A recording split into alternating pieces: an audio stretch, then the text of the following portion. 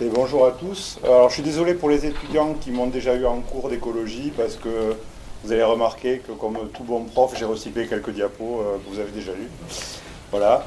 C'est normal, hein. Je m'adresse à mes deux anciens profs de BOTA et de protection des cultures qui ont quitté Purpan en 2001, voilà, que j'ai eu en tant qu'étudiant. Donc je vais vous faire un peu court, je suis prof, hein. Ça ne se refait pas. Et je pense que c'est d'autant plus nécessaire que les termes biodiversité, épuisement de la biodiversité, sont des termes que vous pouvez entendre de plus en plus souvent. On ne va pas dire que c'est un effet de mode, je pense que c'est une prise de conscience avant tout, et c'est légitime. Mais on les entend de plus en plus souvent, avec, disons, pour l'œil du spécialiste, des sens ou des utilisations qui ne sont pas toujours opportunes ou appropriées, ou qui ne couvrent pas totalement la réalité des phénomènes qui sont décrits.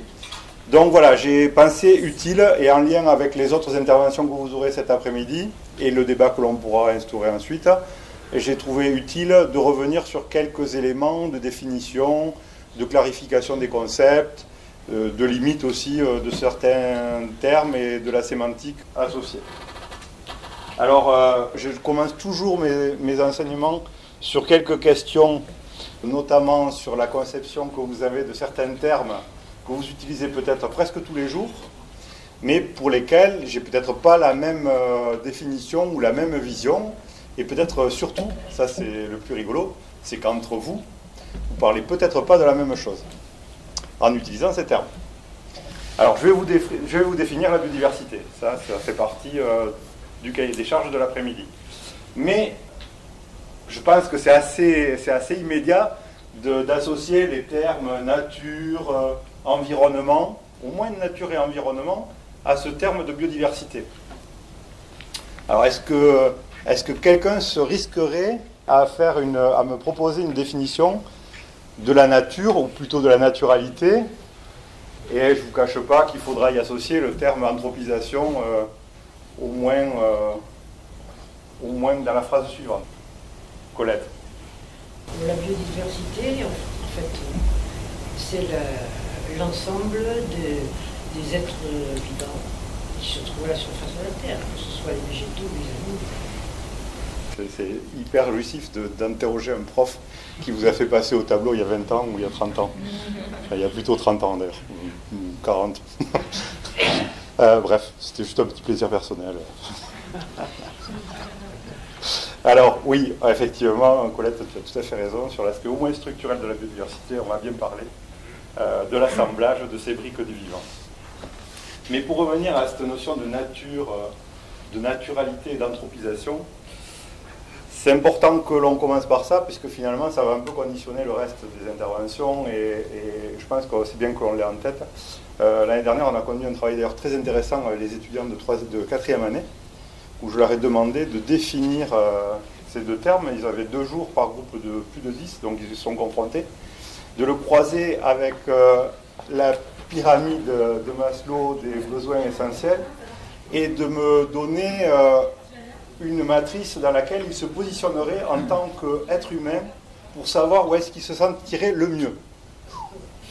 Vaste exercice, hein. Je ne sais pas si vous voyez les définitions, les contours de cet exercice, mais l'idée c'était aussi de prendre conscience que modernité ne rimait pas toujours avec progrès, que ancienneté, romantisme, nature vierge, forêt primaire, je sais pas, ne rime pas non plus toujours avec sécurité ou avec bien-être et confort. Donc voilà, l'idée c'était de se positionner sur des gradients de temps, sur des gradients d'évolution aussi des sociétés humaines, et c'était très très riche en enseignements. Alors oui, la naturalité, on pourrait la proposer sur un axe qui serait moins l'anthropisation, c'est-à-dire qu'on pourrait mettre exactement sur le même registre là où il y a plus d'hommes, là où il y a moins d'hommes, ou une expression plus naturelle du reste de la nature, on en est partie prenante, et ça commence à devenir très intéressant, d'une part, de s'essayer à construire à cette échelle, et ça devient encore plus intéressant de se positionner chacun de nous sur notre zone de confort sur cette échelle. Et ça m'amène à vous parler du sentiment de nature qui est très utilisé aujourd'hui, notamment dans certaines politiques publiques ou par des élus ou par des aménageurs du territoire. Parce que finalement, les uns et les autres n'avons pas la même culture, n'avons pas les mêmes vécus, n'avons pas les mêmes formations, et n'avons pas du tout le même rapport avec le vivant. Et parfois, notre prochain, on ne le comprend pas parce que tout simplement, il n'est pas au même endroit sur cette perception, sur ce sentiment de nature. On va trouver des gens très heureux de se promener dans le jardin du Barry et trouver ça suffisamment sauvage, suffisamment naturel pour aller s'y ressourcer. Et moi, je vous dirais, il m'en faut plus. Il m'en faut beaucoup plus. Voilà. Bah, c'est aussi en lien avec ma formation. Il y avait beaucoup d'éléments de culture. Voilà.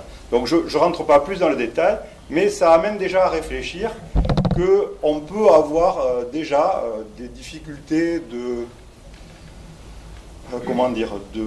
discussion, de positionnement les uns par rapport aux autres, tout simplement parce qu'on ne se situe pas au même niveau de besoins et d'exigences par rapport à ces questions-là.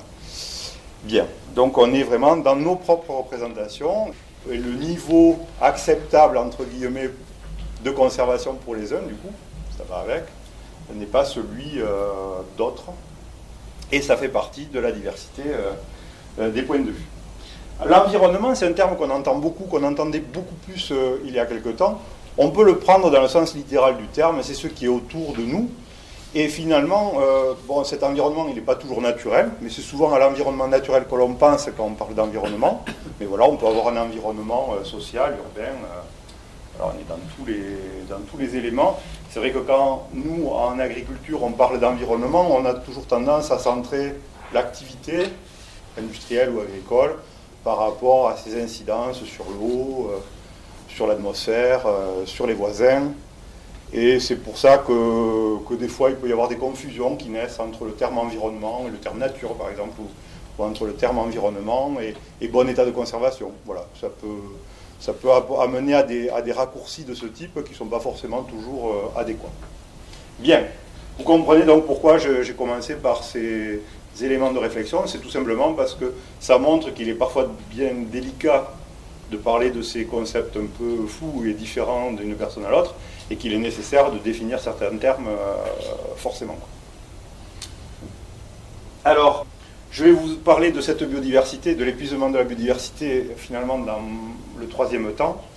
Je vais vous parler de cette structure du vivant, qui est une façon de définir la biodiversité. Je vais vous parler des fonctions de ce vivant, qui sont hyper importantes pour notre survie. Et ensuite, on essaiera un peu d'apporter 2-3 éléments de connaissance sur les facteurs de vulnérabilité, les menaces et finalement ce fameux épuisement constaté de la biodiversité. Alors, sur les aspects purement structurels, c'est une façon de le représenter, il faut comprendre que la vie sur Terre, c'était très bien comme introduction tout à l'heure de reparler des petites briques qui arrivaient aux cellules du vivant. Et puis finalement, ça me donne un peu le relais parce que je suis en train de l'attraper un peu après. Ces protéines, ces molécules qui supportent l'information génétique, sont imbriquées et forment ou donnent des phénotypes différents, des génotypes et des phénotypes différents, de bestioles qui sont parfois, ou de plantes qui sont parfois les mêmes. Et on arrive à cette conception plus unanimement imaginée par tous, c'est-à-dire que la biodiversité, c'est toutes les espèces qui sont sur Terre. Là, je suis en train de vous dire que c'est aussi la variabilité interne qui est importante. Surtout s'il y a des généticiens dans la salle, ils vous diront non, la biodiversité, c'est la génétique. Moi, je suis plutôt un naturaliste, alors c'est plutôt le niveau espèce qui m'intéresse. Mais je suis aussi prof d'écologie, donc c'est l'imbrication des espèces entre elles qui m'importe.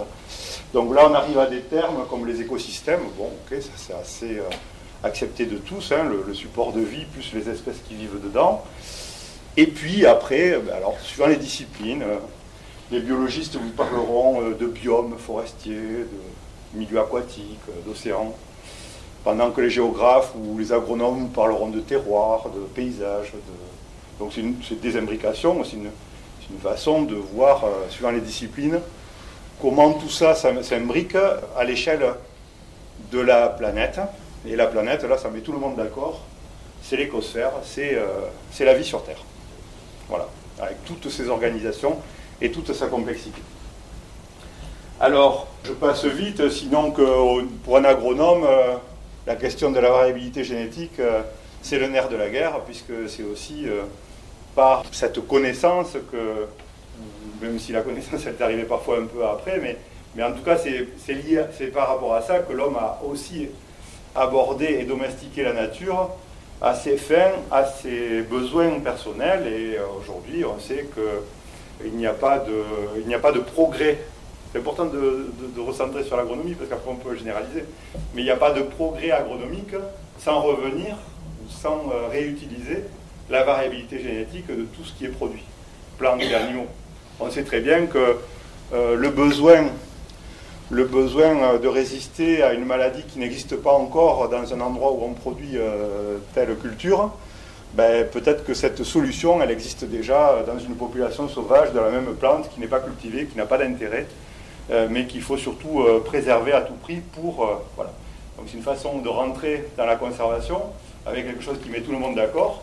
C'est que si on veut bouffer demain, excusez-moi l'expression, il va falloir être super fort dans les outils de sélection variétale ou animale pour produire assez et bien et propre et pour tout le monde. Voilà. Donc déjà, c'est une façon d'amener le débat et de mettre tout le monde d'accord sur les questions d'évolution.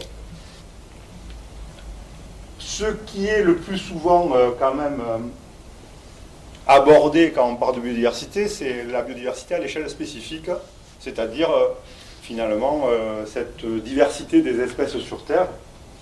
Alors cette diversité des espèces sur Terre, on pense aux plantes et on pense aux animaux, mais quand on pense aux animaux, on pense et aux plantes d'ailleurs, on pense à moins de 5% des espèces qui sont sur Terre. Et que l'on connaît à peu près toutes. Alors, les vertébrés, les grands animaux, on les connaît, bon, on décrit encore des poissons, un petit peu de temps en temps un reptile, parfois un chiroptère, une chauve-souris, que l'on a remarqué qui avait des ultrasons différents, qui avait une communication différente d'une autre espèce. Voilà, donc on arrive dans des choses assez précises, mais globalement on connaît assez bien les plantes et les vertébrés sur Terre. On connaît beaucoup moins tout ce qui est plus petit. Et pourtant, c'est là que se manifeste la plus grande diversité de la vie sur Terre, au niveau spécifique. Et en particulier, les insectes. Alors je frime un peu parce que je suis entomologiste, donc voilà, qu'on se le dise, les insectes, c'est super important. Donc les insectes, c'est super important. Vous l'avez remarqué, hein. Ah oui. Vous l'avez remarqué dans vos jardins, dans vos maisons. Dès que vous tournez le dos, ils sont à peu près partout. Alors en fait, ils ne sont même pas partout, ces insectes, qui sont les plus divers sur Terre. Ils ne sont pas dans les océans, par exemple. C'est pas une paille, quand même. Ils ne sont pas dans les océans. Ils ne sont pas dans les milieux marins. Ils sont dans l'eau, mais ils ne sont pas dans les milieux salés. Donc ces insectes et les invertébrés en général, c'est quand même les groupes les plus diversifiés. En réalité, aujourd'hui, on travaille de plus en plus en analyse de la biodiversité par de l'ADN environnemental, voilà, on peut aussi avoir des approches acoustiques, mais l'ADN environnemental révèle que l'on ne connaît pas tout le vivant. On a des signatures génétiques qui correspondent à des espèces qui ne sont pas décrites, dans des milieux parfois qui sont votre jardin. Hein. Bon, ça peut être des bactéries, ça peut être des champignons, ça peut être des organismes de petite taille difficiles à caractériser. Voilà, donc c'est important aussi de remettre les choses à leur place dans cette collection du vivant. Darwin disait que Dieu était entomologiste parce que forcément c'est ce qui lui avait plu le plus. Voilà, c'était rigolo, je ne sais plus comment il l'avait formulé exactement. Je crois même qu'il avait dit qu'il était coléoptériste. Parce que la moitié à peu près des insectes décrits, c'est des coléoptères. C'est une boutade, mais c'était rigolo. Moi, ça me fait plaisir. Et je pense qu'à ce stade, il faut qu'on clarifie le débat. Vous avez tous entendu parler de ces papiers qui disent que 80% des insectes ont disparu en Allemagne. Alors il faut faire énormément attention à ce qui est écrit et ce qui est dit, parce qu'il y a beaucoup de confusion sur les termes de richesse, d'abondance, de biomasse, tout ce qui caractérise, toutes les métriques qui caractérisent cette biodiversité. Alors vous avez compris qu'il y avait beaucoup d'espèces différentes, plus de 2 millions décrites à l'échelle de la biosphère. En réalité, il y en a sans doute 10 millions, pour donner des chiffres à peu près acceptés par tout le monde.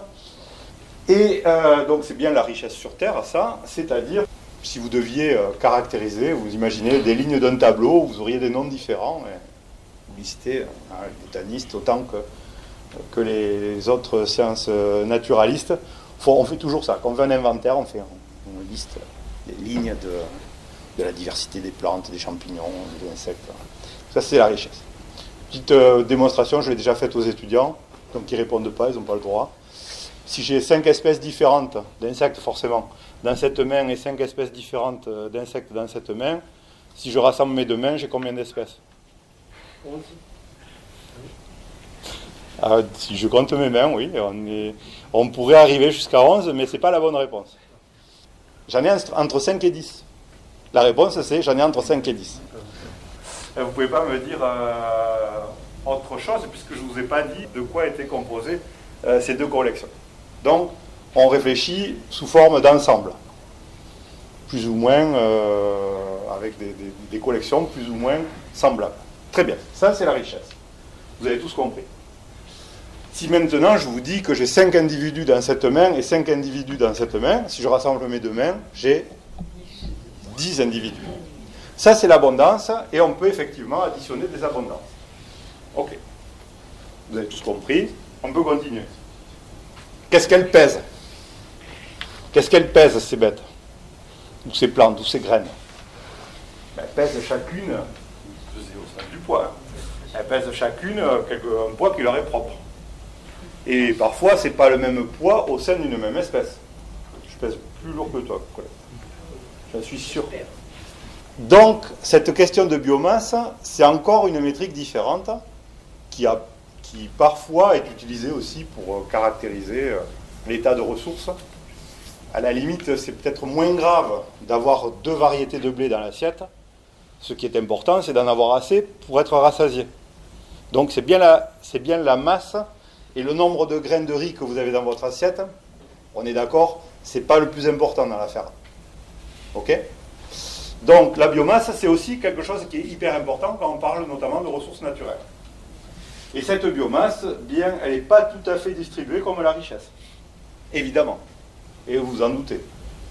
La biomasse sur Terre, c'est avant tout les plantes. Ce qui pèse en matière organique sur Terre, ce sont surtout les plantes. Mais vous voyez que quand même, les bactéries ne sont pas en reste. Par contre, quand vous rentrez un petit peu dans les mycètes, ce sont les champignons, donc, hein, et quand vous rentrez dans des choses qui vous sont peut-être un peu plus familières, comme les animaux, enfin les plantes, je pense qu'elles vous sont familières aussi, mais si vous regardez les animaux, ils pèsent finalement pas grand-chose dans cette biomasse totale terrestre. Alors une autre façon de le regarder, c'est en se partageant la même surface sur ces deux diagrammes. Bon, les plantes sont toujours là, mais ce qui est intéressant, c'est que ces animaux qui vous voyez, si vous avez plutôt une capacité à voir visuellement sur des schémas comme ça, vous vous rendez compte que les animaux, c'est pas grand-chose en termes de masse sur Terre. Et puis quand on regarde en détail, je sais pas, on peut remarquer que déjà les arthropodes pèsent encore une fois bien plus que nous. Que moi je trouve ce qui est très intéressant, c'est de voir que animaux sauvages plus êtres humains pèsent moins que les animaux élevés par les êtres humains. Un petit peu moins. Ça c'est intéressant. Mais surtout que l'humanité pèse bien plus, 10 fois plus, que la somme des mammifères sauvages. Ça c'est intéressant, non, vous ne trouvez pas? Quand on se fait une représentation de comment on se partage l'espace sur Terre, moi je trouve que ce genre d'approche est intéressante pour apporter des éléments de réflexion.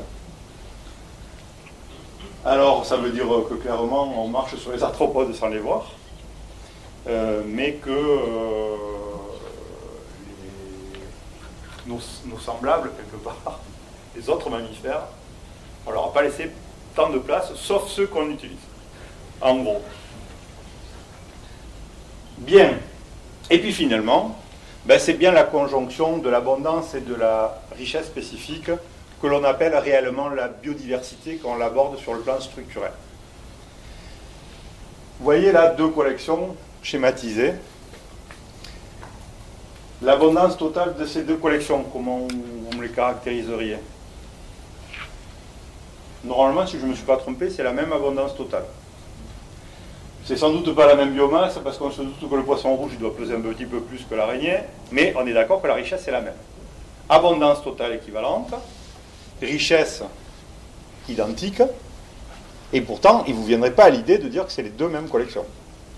Effectivement, par convention, on va dire que la collection de gauche est plus diverse que la collection de droite, pour la bonne et simple raison que si vous échantillonnez dans la collection de gauche, vous aurez une richesse spécifique, statistiquement, qui ressortira toujours meilleure, plus importante que dans la collection de droite.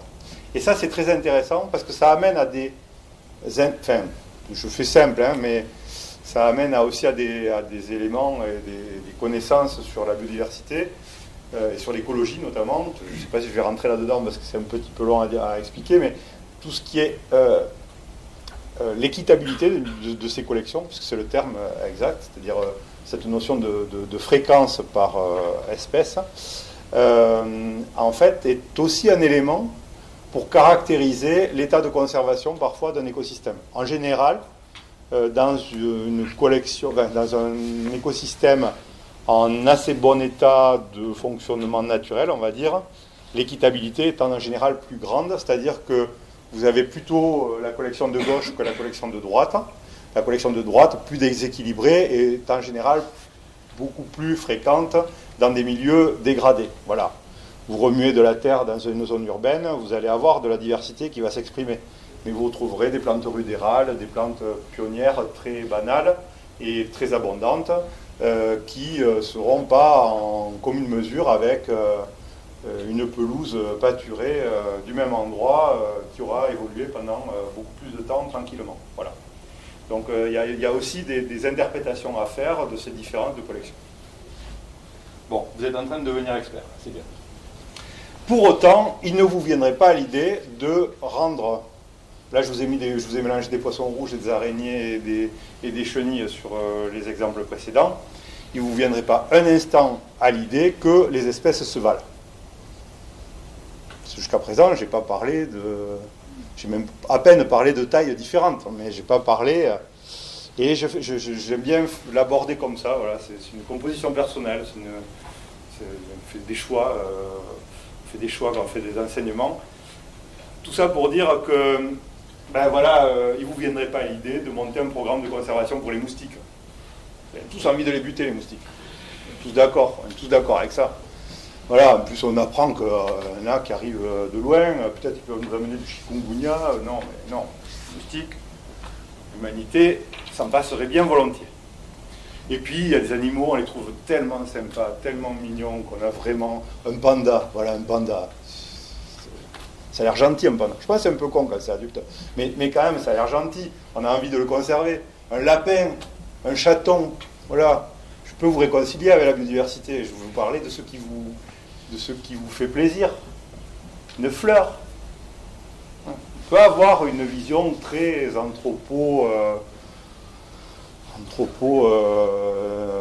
je sais pas, j'ai envie de mettre naïf et tout derrière, mais c'est difficile de trouver le néologisme qui irait bien avec cette perception des choses. On a tous nos goûts par rapport à ces questions-là, avant même de parler d'utilité, d'importance pour l'humanité, d'importance sur l'agronomie. Alors voilà, il y a des espèces, parfois un coléoptère, ça peut être protégé, donc il y a des lois, les hommes s'en sont emparés, alors qu'un autre coléoptère, les hommes s'en sont emparés aussi, ils ont inventé des insecticides pour combattre, parce qu'ils bouffent nos cultures, parce qu'ils déprécient nos grumes, nos planches et nos maisons. Ceux-là, on ne les aime pas. Voilà, les autres, ok.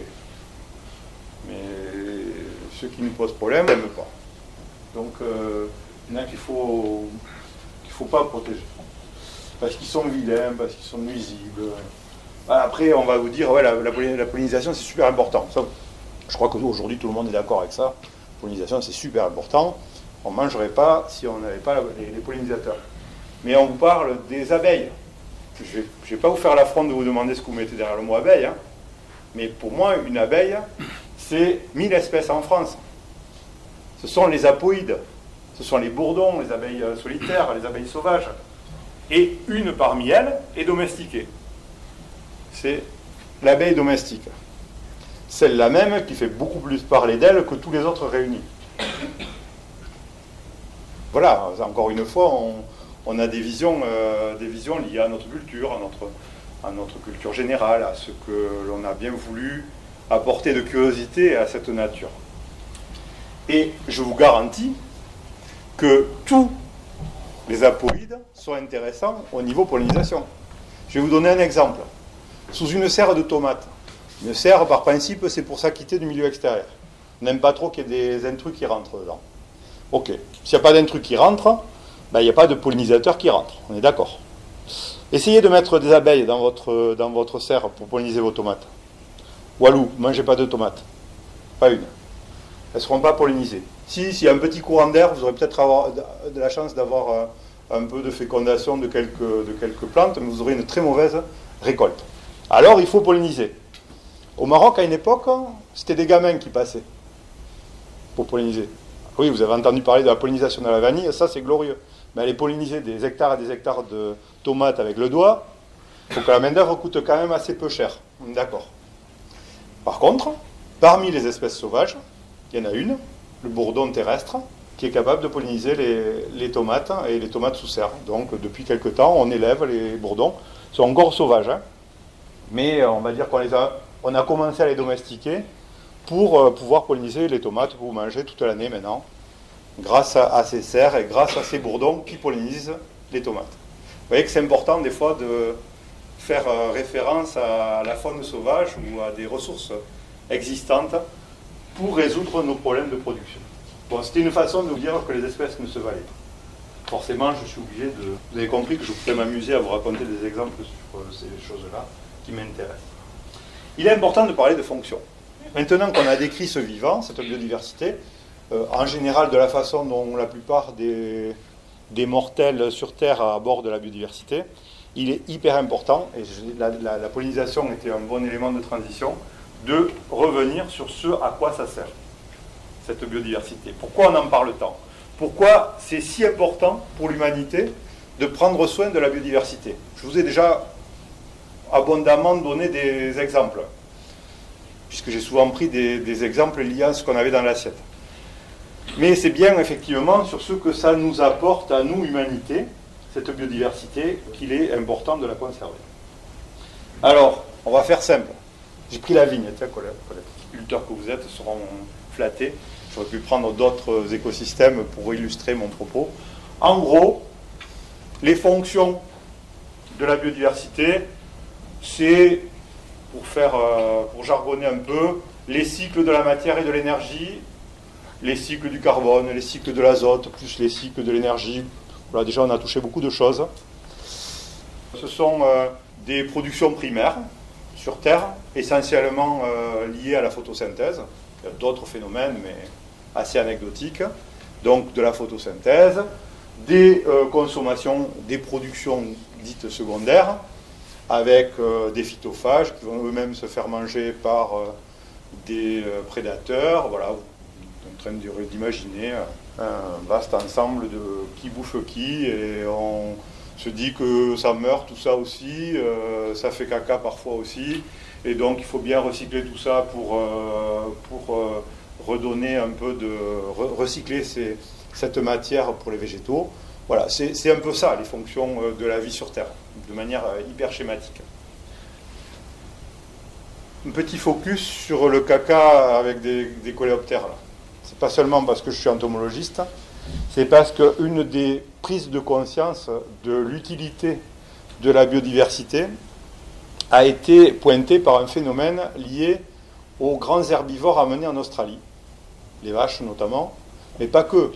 Il y a eu aussi des ânes, des dromadaires et plein d'autres ongulés domestiqués pour les mines, mais c'était surtout les vaches quand même, qui étaient amenés dans un territoire où, depuis longtemps, l'homme avait mangé tous les grands tous les grands animaux, donc dans un milieu où il n'y avait plus de coprophage capable de manger les bouses, de manger ces gros caca. Et au cours du temps, ces vaches, elles ont fait caca. Elles ont fait des bouses. Et ces bouses, ça a fait un peu comme ce que vous utilisez dans les jardins ou qu'on utilise sur la voirie. Ça fait écran, on fait un mulch, ce qu'on appelle en agronomie, mais c'est en fait un paillage. C'est l'équivalent d'un paillage ou d'un géotextile, de ce que vous utilisez pour empêcher les mauvaises herbes de pousser. Sauf que là, ce n'était pas les mauvaises herbes, c'était l'herbe qui arrêtait de pousser. Et la surface cumulée de toutes ces bouses, au fil du temps, ça a privé les troupeaux de surfaces conséquentes d'herbage. Pourquoi? Parce qu'il n'y avait aucun organisme capable de dégrader ces bouses. Jusqu'au point où ça a obligé à aller sur des terrains nouveaux, pas forcément productifs, moins productifs que ceux initiaux en tout cas. Et ça a amené à ramener en Australie, bien après les grands ongulés domestiques, des coléoptères d'Europe, d'Asie et d'Afrique pour réintroduire cette biodiversité qui faisait défaut, pour dégrader tout simplement ces bouses et avoir regagné les pâturages. Voilà. Bien, donc vous avez compris que cette vie, ces fonctions de vie sur Terre étaient essentielles. Je focalise sur un exemple. Pourquoi? Parce que c'est mes thématiques de recherche. Je suis spécialiste de la biodiversité forestière, et notamment de la conservation, dans l'application des politiques publiques sur la conservation de la biodiversité forestière. C'est ma spécialité. C'est pour ça que je me suis permis de prendre cet exemple. Mais ce que l'on voit souvent comme des déchets ou des signes de mauvaise gestion forestière, un arbre mort. Oh, un arbre mort, c'est dégueulasse. Pourquoi après l'exploitation, le bûcheron ne l'a pas foutu par terre? Pourquoi on ne l'a pas pris pour le brûler? Ça, c'est une conception très fréquente. Voilà, on fait propre. On aime bien la nature propre, nous les hommes. Je ne sais pas, ça doit être au très fond de notre conscience. On doit avoir peur qu'il y ait un loup qui sorte de derrière, ou je ne sais pas quoi. On aime bien quand c'est net. Hein, la ronce, tout ça, c'est pas... Même si c'est important pour les semis, tout ça, c'est pas des trucs qui nous branchent tellement. Voilà. Donc, on a tendance à voir des supports de biodiversité comme des déchets, comme des signes de mauvaise gestion. Sachez que les espèces les plus sensibles dans un écosystème forestier, c'est là que vous les trouvez, dans ces grands champignons, dans ces bois morts, et que plus d'un tiers de la biodiversité forestière est essentielle au cycle des nutriments et sont très liés à ces compartiments qui sont très fréquemment supprimés par les activités humaines. Pour vous donner un exemple, c'est extrêmement difficile de trouver une forêt mature dans notre environnement. Ça veut dire quoi, une forêt mature? Ça a une définition très claire, c'est une forêt qui a dépassé l'âge d'exploitabilité. C'est quoi l'âge d'exploitabilité? C'est l'âge auquel vous avez le plus de chances d'avoir des belles planches ou du bon bois de chauffage facile à fendre, parce que votre arbre, il est tout simplement avant le tiers de son espérance de vie. Je suis en train de vous dire que nos forêts, notre environnement forestier, est essentiellement composé de forêts qui ont moins d'un tiers de leur espérance de vie. Ça paraît surprenant, mais c'est la réalité. Sans compter qu'en plus, dans ce premier tiers de leur vie, on supprime chaque fois qu'il y a un arbre mort dans le peuplement, dans les zones gérées. Vous le faites sans doute chez vous aussi. Voilà. Vous allez peut-être avoir tendance à toujours vous chauffer avec l'arbre qui crève au milieu. Très peu d'entre nous vont garder cet arbre pour les pivers et pour les insectes et pour les abeilles sauvages qui nichent dans les trous des xylophages. Donc on est quand même on a des façons de faire généralisées. On ne croit pas mal faire, mais on ne sait pas. Et on fait mal. Les services d'entretien des routes s'en prennent toujours aux arbres les plus gros, aux arbres les plus creux, aux arbres les plus morts. Alors que ce sont les supports de biodiversité autour de nous. Donc voilà, je me permets ce petit focus. Même dans les parcs nationaux, où vous n'avez pas le droit de ramasser une fleur, l'exploitation forestière est permise, parce que dans le droit français, c'est le droit de propriété qui prend le dessus, Et les communes sont souvent propriétaires de ces forêts, elles ont besoin de ces subsides pour vivre, et elles exploitent les forêts, y compris au cœur des parcs nationaux. Donc même dans les parcs nationaux en France, on n'est pas foutu de conserver des forêts. Donc ça, c'est des conceptions assez... Enfin, c'est des connaissances assez récentes qui amènent à ça, mais c'est une réalité. On a un très bon spécialiste ici à l'école qui a fait l'inventaire des vieilles forêts des Pyrénées, Jean-Marie Savoie, vous connaissez. On a aujourd'hui dressé la carte des vieilles forêts des Pyrénées et des plaines du sud-ouest. On est à moins de 0,5% de forêts qui sont concernées dans la plaine. On est à peine 2% dans les Pyrénées, c'est-à-dire des forêts qui soient matures et anciennes, pardon. Parce qu'il y avait aussi ce caractère, c'est-à-dire qu'elles aient toujours été forêts. Enfin, toujours été forêts depuis qu'on peut le documenter, c'est-à-dire depuis 2 siècles. Parce que des cartes de plus de 2 siècles, avant la carte d'état-major, les cartes de Cassini, tout ça ne sont pas assez exploitables. Voilà, donc je voulais faire ce focus parce que ça me tenait à cœur, et puis c'est une façon aussi de vous dire que même avec toute la bienveillance ou l'ouverture d'esprit que vous pouvez avoir les uns et les autres, même des connaissances d'agronomes de nos étudiants ou de certains d'entre vous, ont fait des bêtises par rapport aux ressources naturelles et à ce qu'il conviendrait de faire pour que la vie sur Terre cohabite avec nous, tout simplement.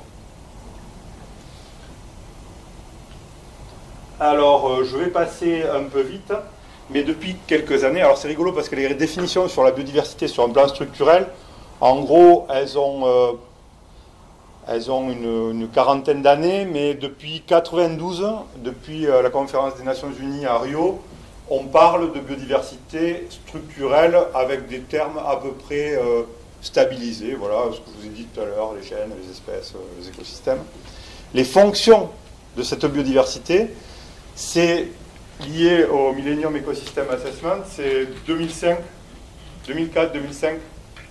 Donc vous voyez qu'il a fallu attendre encore presque 15 ans pour se dire oui, mais c'est bien joli cette collection de la vie sur Terre, mais en fait ce qui est super important pour notre survie, c'est que ça fonctionne. Vous imaginez, ça fait 15 ans qu'on parle de ça à l'échelle mondiale et que ça commence à rentrer dans les politiques publiques, donc c'est hier finalement. On peut comprendre qu'on ait encore des efforts à faire.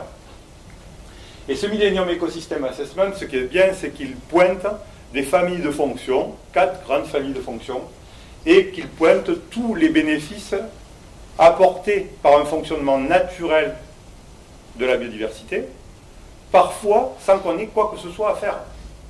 Une plante, vous mettez une graine, pour peu qu'elle ait les ressources sur place, elle va pousser toute seule. C'est pas vous qui construisez la plante, elle se construit toute seule. C'est quand même génial. On n'a pas besoin de tout fabriquer. Les choses se fabriquent, se gèrent, se régulent, se multiplient toutes seules. On aide, on conduit, on sélectionne, on fait des choix. Mais n'empêche qu'il y a beaucoup de choses qui se font toutes seules. Et c'est ça les services écosystémiques. Et c'est tout ce que l'on ne voit pas de cadeaux que nous offre la nature. C'est tout ce qui nous permet de vivre sans qu'on ait à intervenir finalement. On a juste à l'orienter, à le favoriser pour servir une humanité toujours plus grande. Mais finalement, tout ça, ça se fait tout seul. Alors certains y verront quelque chose de divin, spirituel, mais ouais. Bon. Donc beaucoup de services gratuits offerts par la nature et que l'on peut lister, que l'on peut mettre dans des familles. Moi j'aime bien la dernière case parce que finalement le fait d'être bien dans la nature, le fait de communier, alors je pense que les derniers événements, enfin les événements récents liés au Covid et au confinement ont sans doute réconcilié beaucoup de monde avec leur sentiment de nature et leurs besoins de nature. Je pense que là, on tient peut-être une voie par le merveilleux, par le bien-être, qui peut nous amener à cette prise de conscience.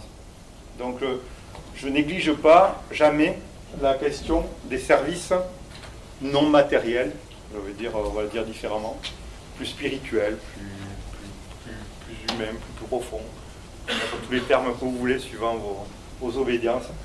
En tout cas, même les questions purement contemplatives, purement esthétiques, tout ça me paraît être des points sur lesquels jouer pour réconcilier l'homme avec la nature. Moi, j'y crois. Je suis engagé dans des ONG, je me rends compte que ce sont des éléments qui comptent. Alors après tous ces éléments un peu de définition finalement et de prise de conscience, ben, je suis obligé de vous dire qu'aujourd'hui ça ne va pas très bien.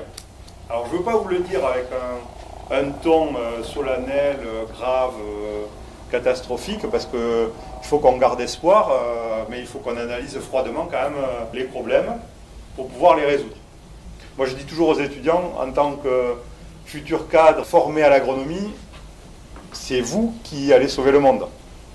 Donc je me permets de les responsabiliser parce que je pense que plus que quiconque, des étudiants formés en agronomie sont probablement les inventeurs des solutions de demain. Les pourvoyeurs des solutions d'aujourd'hui et les inventeurs des solutions de demain. Donc je pense qu'il y a une responsabilité. Voilà, c'est un peu lourd, hein, je suis désolé, je vous plombe peut-être à l'après-midi, mais et voilà, vous y êtes, vous avez fait ce choix d'études.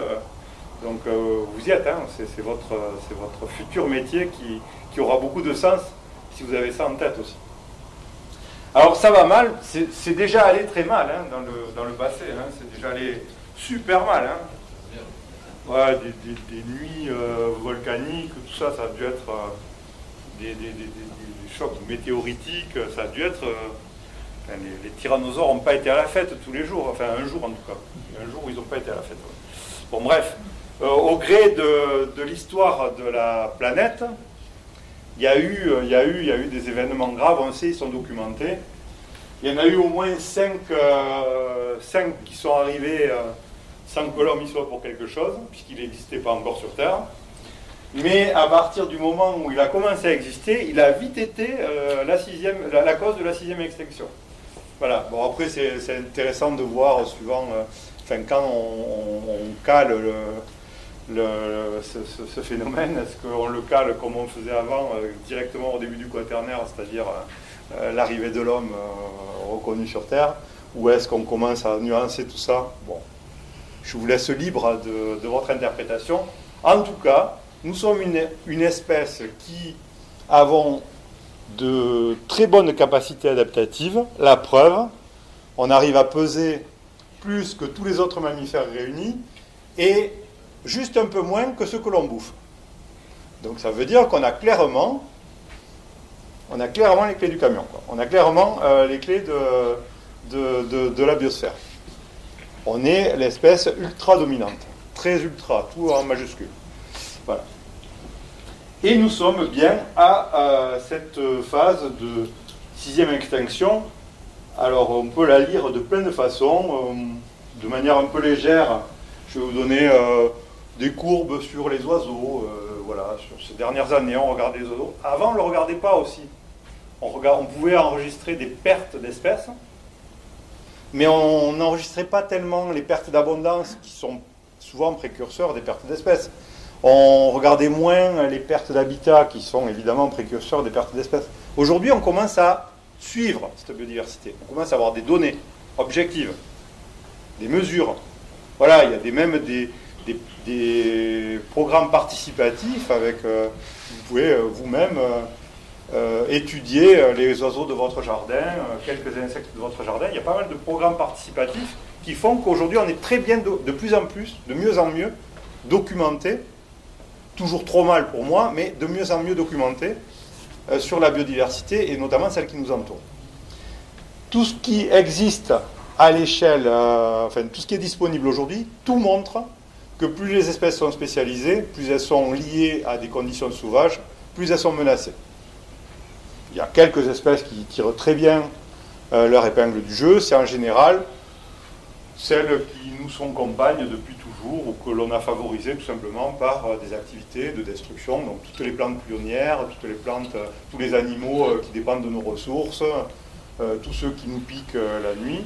Voilà, tout cela vont plutôt bien, et tous les autres vont plutôt moins bien, voire très mal.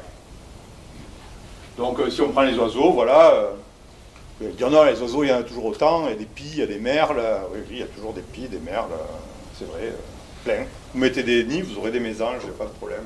Des nichoirs, vous aurez des mésanges. Tout ça, ce sont des espèces banales, les ornithologues vous diront que c'est peut-être pas que là qu'il faut mettre le paquet. Alors sur le plan fonctionnel peut-être, mais sur le plan de la diversité de nos campagnes, il y a des espèces qui sont bien plus menacées. Et quand vous voyez une perdrix ou un faisan dans la nature, je suis désolé de vous dire qu'il y a des grandes chances qu'il ait été élevé dans un parc et qu'il ne soit pas né dans le secteur. Ouais. Donc, il y a quand même toujours des fins un peu utilitaires à la présence de certaines espèces. Bon, là, ce sont des papillons, voilà, ça se casse la gueule. J'ai des exemples. Bon, il faut conserver. La question ne se pose même pas. Il faut conserver, parce que cette biodiversité, je ne vous ai pas fait une grande démonstration, les médias n'arrêtent pas d'en faire, parfois on se trompe, je vous explique, des fois on parle d'abondance alors qu'il est question de richesse, des fois on parle de richesse alors qu'il est question d'abondance, bon bref, c'est presque du détail. Je dirais qu'aujourd'hui on est dans une époque où la sensibilisation fonctionne assez bien, mais pour autant on ne sait pas forcément ce qu'il faut faire. Alors, les solutions sont rarement données.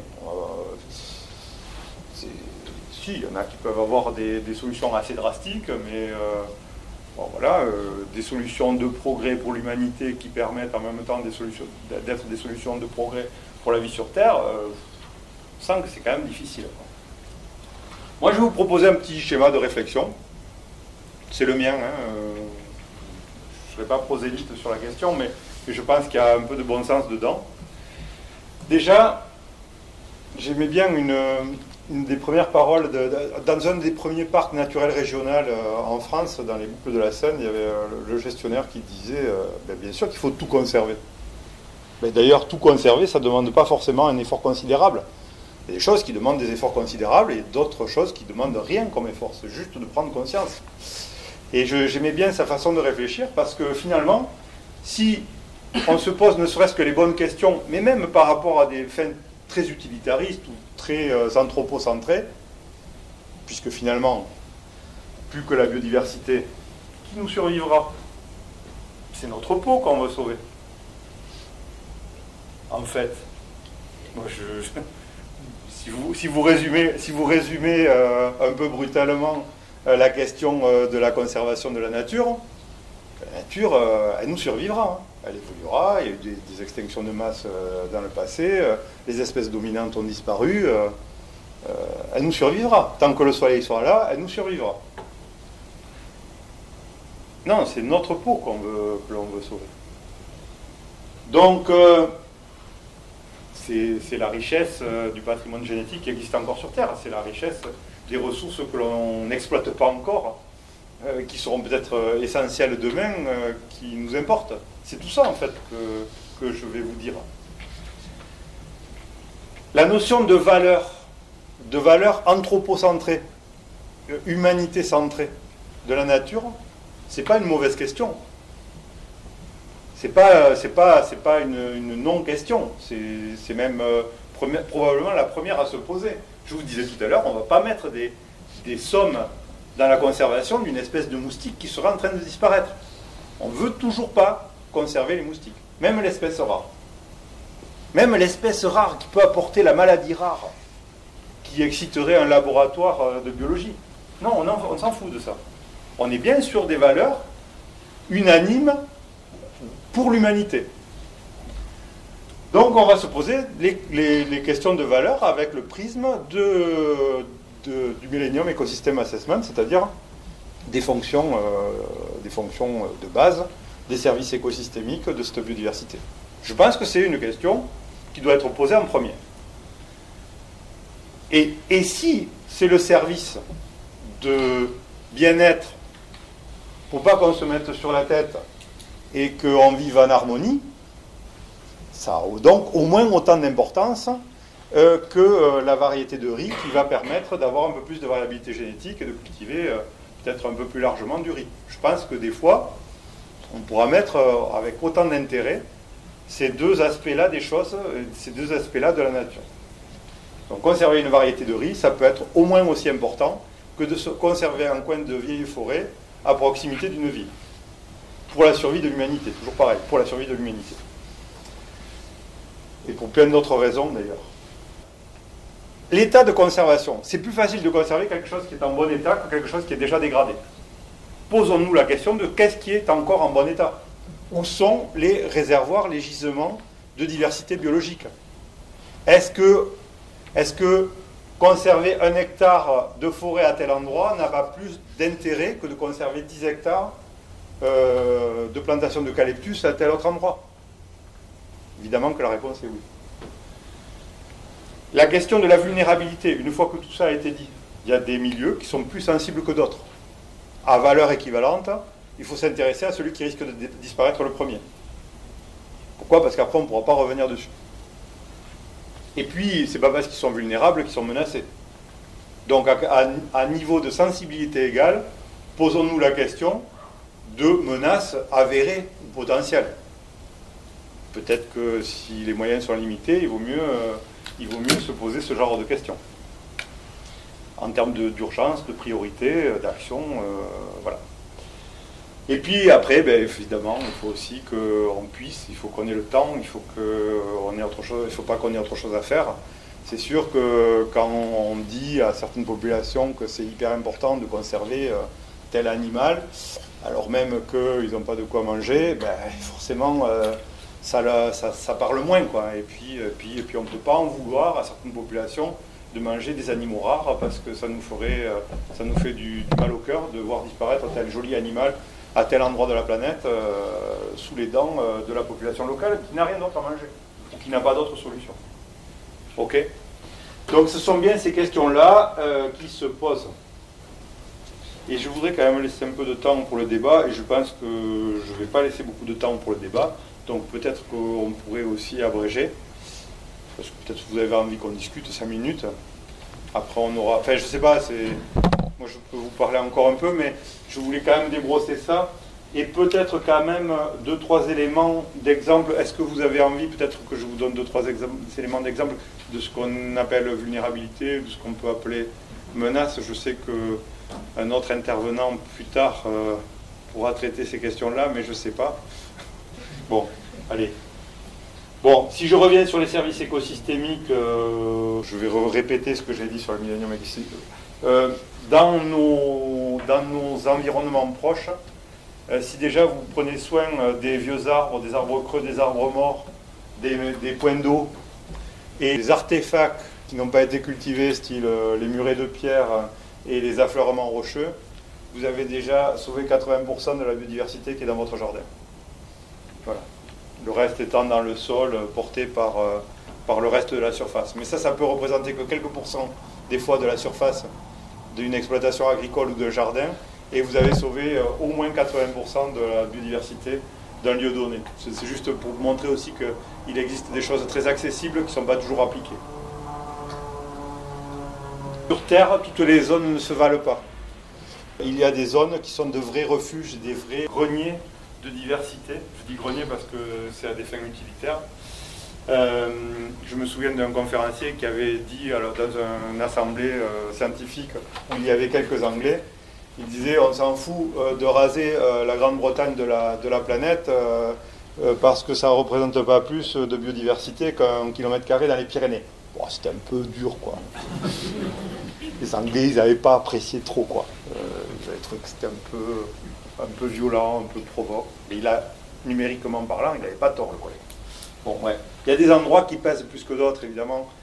Tous les foyers de développement de l'humanité, comme par hasard, c'est là où on va retrouver des animaux et des plantes d'intérêt pour ce que l'on a domestiqué depuis l'aube de l'humanité. Comme par hasard, les zones les plus productives, comme la forêt amazonienne ou d'autres zones tropicales, ou quelques récifs coralliens, vont receler plus de diversité et de solutions biodiversité pour l'humanité, évidemment. La vulnérabilité, c'est quoi? C'est juste que les contextes ne sont pas tous comparables.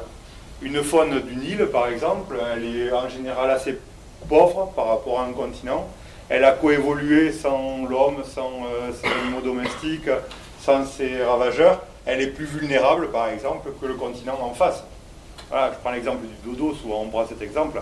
Un animal qui devait être un gros prédateur, le chef, le boss absolu sur l'île Maurice, dès qu'il y a eu des marins qui sont arrivés, il est passé à la broche.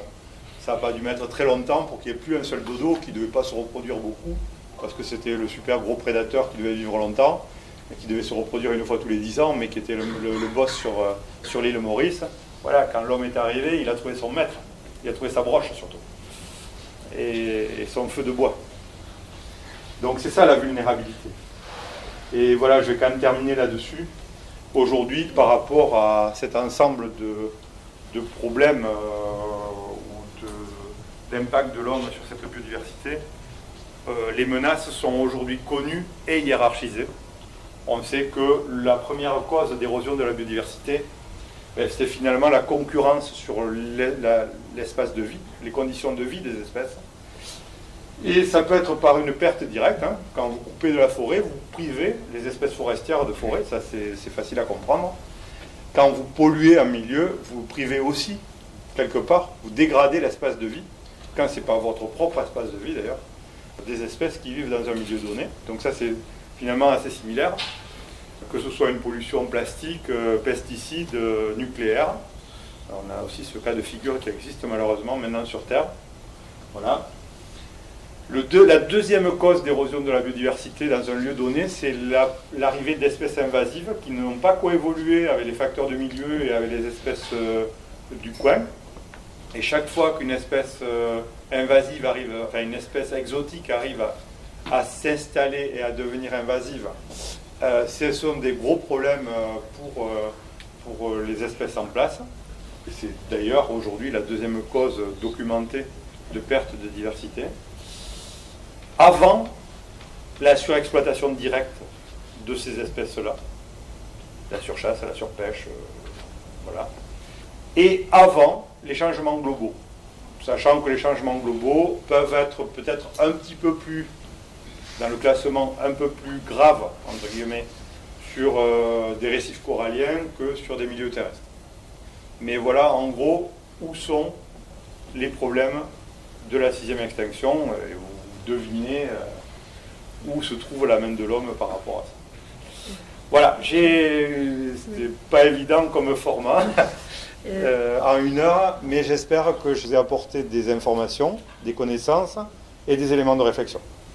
Alors, il est constaté dans les espaces verts urbains qu'il y a de moins en moins de petits animaux où il y a trop de chats.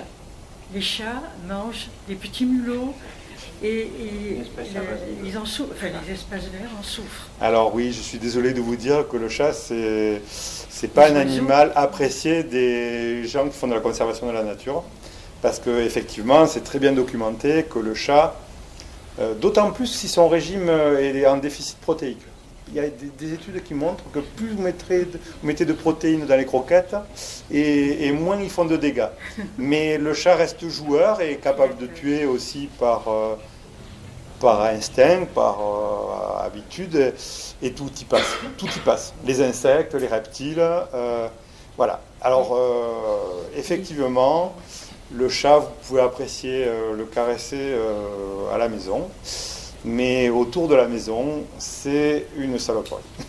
Oui. J'ai une question, j'ai été interpellée par une planche que vous avez montrée sur les zones de la planète les plus riches en biodiversité, quand vous avez parlé de la Grande-Bretagne. Et j'ai regardé la France qui était au milieu. Les zones les plus riches, visiblement, si j'ai bien compris sur la carte en France, ce sont les zones maritimes de la Bretagne, de la Manche et puis du Sud-Est. Non. Non, c'est les zones qui sont en meilleur état de conservation, donc c'est plutôt les zones montagneuses ou collinéennes, et sur le plan bioclimatique, l'arc méditerranéen. Parce que ce sont clairement. Des zones, enfin, tel que je l'avais compris, il me semblait que c'était des zones qui risquaient d'être envahies par les mers quand la mer va monter prochainement. Là, en l'occurrence, en termes de haut lieu, vous voyez, c'est surtout sur la partie méditerranéenne qui est infiniment plus diversifiée. En plus, là, il y a plusieurs phénomènes il y a des aspects de conditions climatiques, mais il y a aussi des éléments d'histoire très importants. Par exemple, à latitude équivalente, la zone sud-méditerranéenne est particulièrement plus riche que ce qu'elle a au-dessus. Pourquoi ? Parce que tous les systèmes montagneux européens sont est-ouest, Et lors des glaciations quaternaires, les espèces n'ont pas toujours réussi à franchir ces obstacles, alors même qu'en Amérique du Nord, le delta de richesse nord-sud et le delta aussi de richesse entre eux et nous est plutôt à leur avantage parce que les montagnes sont nord-sud et donc les espèces ont pu circuler au gré des glaciations. Donc nous, on a aujourd'hui tous les refuges glaciaires de la partie européenne qui sont dans le sud Méditerranée. Et le sud Méditerranée, c'est pas seulement l'Espagne, l'Italie et les Balkans, c'est aussi toute l'Afrique du Nord et le Levant. Et là, on a en fait toute l'origine de la biodiversité de tout le reste de l'Europe, plus ce qui est resté, c'est-à-dire qu'il ne s'est pas redéployé aux dernières déglaciations. Donc alors c'est aussi les zones qui ont été les plus impactées par l'homme, historiquement. Donc aujourd'hui, parfois, le moindre petit lambeau de terre ou de forêt au Maroc ou dans le sud de l'Espagne ou dans les Balkans peut être un réservoir de diversité infiniment plus grand que le même patch forestier, par exemple, dans le Massif central ou en Angleterre. Sachant que l'Angleterre, même si ça n'a pas toujours été, si la Manche n'a pas toujours été de cette largeur, ça a aussi été handicapé par l'isolement. Toutes les îles sont en général moins riches que les continents adjacents. Je vois que le Vietnam est quand même très riche, alors qu'il a été abondamment arrosé de napalm. Alors, j'aimerais savoir quelle est la capacité d'absorption des... Je ne sais pas, vous documentez l'impact du napalm, et c'est vrai que c'est peut-être très spectaculaire, mais en même temps c'est localisé. Et la biodiversité a des capacités, c'est une ressource renouvelable, tout ce qui est vivant. Donc si tout n'est pas passé sous le napalm, a priori il n'y a pas un impact durable. La question c'est si vous privez ou si vous brûlez en permanence les mêmes zones, là si vous commencez à éloigner les refuges, les pieds de cuve de la biodiversité locale, là vous risquez d'avoir un manque de recolonisation. Mais dans le sud-est asiatique, c'est encore beaucoup de forêts, c'est encore beaucoup d'accidents de relief, c'est encore beaucoup d'endroits où il y a des refuges pour la biodiversité, y compris au Vietnam. Non, les Américains sont très forts, mais ils n'ont pas non plus réussi à tout casser en si peu de temps. Merci Hervé pour cette mise en appétit, on pourrait dire, et en même temps cette conscientisation. Et puis les paradoxes, c'est-à-dire qu'il ne faut pas... Nettoyer peut être dangereux, hein, si j'ai bien compris. C'est ça. On a des façons de faire, nous les hommes, parfois en croyant bien faire, effectivement, c'est important de le retenir, qui sont parfois désastreuses. Merci bien. Merci.